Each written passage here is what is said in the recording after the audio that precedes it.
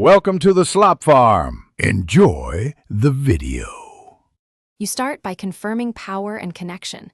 Place AirPods Gen 3 in their case, close the lid for 5 seconds, then open and pair if needed. Keep the case on charge and plug your iPhone into power. Firmware updates happen only when charging.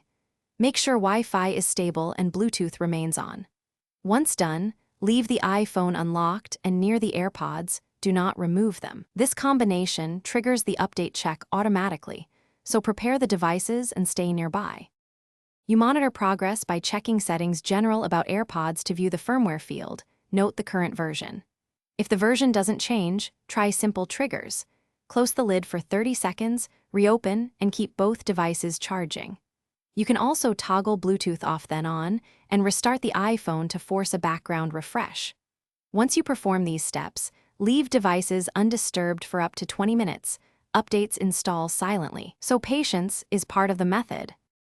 You complete the process by confirming the new firmware number in settings and then disconnecting only when you see the updated version.